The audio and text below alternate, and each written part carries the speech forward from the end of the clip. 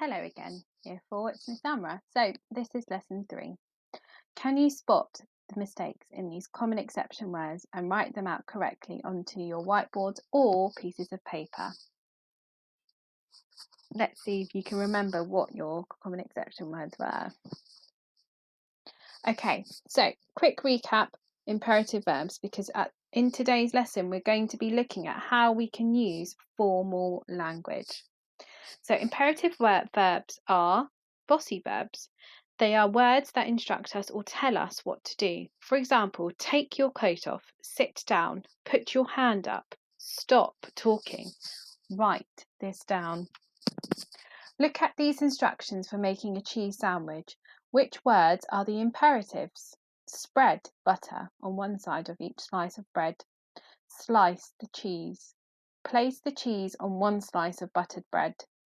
Put the second slice of bread on top of the cheese. Cut the sandwich into 2 or 4. Which ones did you think of? They are indeed the first words. Because remember from last lesson, we put the imperatives right at the beginning. So we've got our imperative verbs there telling us what we need to do.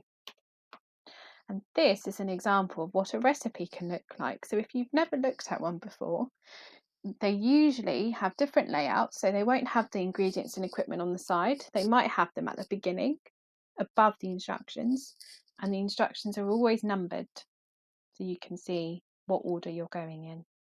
Because remember, instructions have to be in chronological order. Now, formal language. If you pause this slide and watch this quick video, it will tell you what formal language looks like and how we can use it. Because this week, as you well and truly know, we are going to be writing instructions on how to make hot chocolate in the style of, which is why formal language is very important, Mary Berry. Now, some of you might not know who Mary Berry is. She is the queen of baking. She's not the actual queen. She has, I think, met the actual queen of England. She's also baked with Prince William, and I don't know if she's Princess Kate. I think she is Princess Kate. And she's very famous. She's done a lot of baking on TV. She's got a lot of cookery and baking books herself, and she speaks very formally. So the reason why we're learning about Mary Berry is because you guys are going to be writing your instructions in the style of Mary Berry. So I'd like you all to pretend you are all Mary Berry from now on. Only in English lessons though. So, before we move on, can you list the features of an instructional text? Quick, 60 seconds, write them all down. What are the features? Once you've done that, moving on, the key features are we need imperative verbs, we need detailed description so your reader knows if they're doing it correctly. You can't just say put the chocolate in the pan because you're not telling them how much chocolate or what pan to use, and if the pan's on the heat or, don't know, the pan could be on the heads. It has to be in chronological order. You have to use bullet points or numbers. You need an equipment list because how else will you make anything without an equipment list? Pictures or label diagrams. You don't have to use pictures, but maybe you want to add that at the end. And no informal contractions. Mary Berry does not use contractions. She does not say don't, won't, or can't, or isn't. So you are not allowed to use that in your writing. So today we are going to be writing the introduction and the list of ingredients and equipment for our hot chocolate recipes. Here are some helpful links to give you an idea of what your writing needs to look like.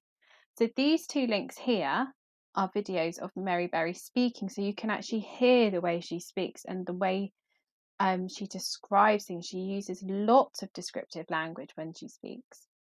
And this one is an example of what your instructions might look like, your recipes.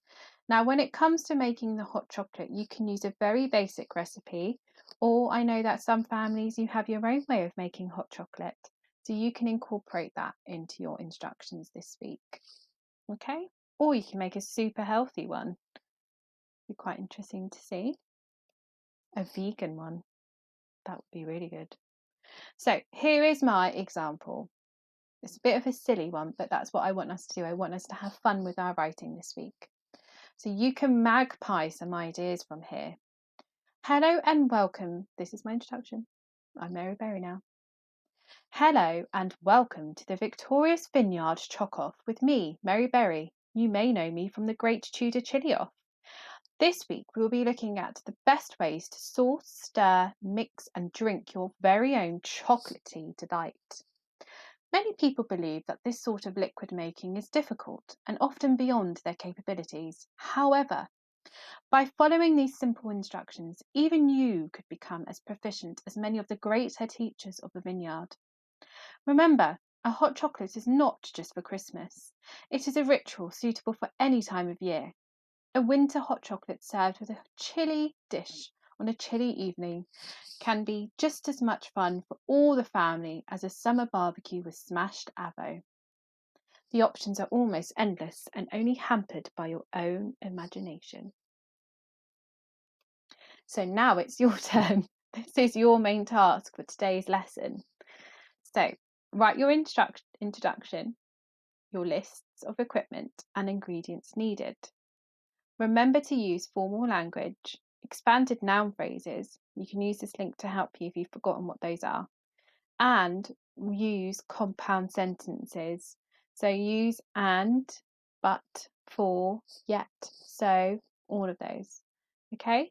So focus on your introduction. If you don't get your equipment and ingredients list done today, don't worry. We can go through that tomorrow. Okay, good luck.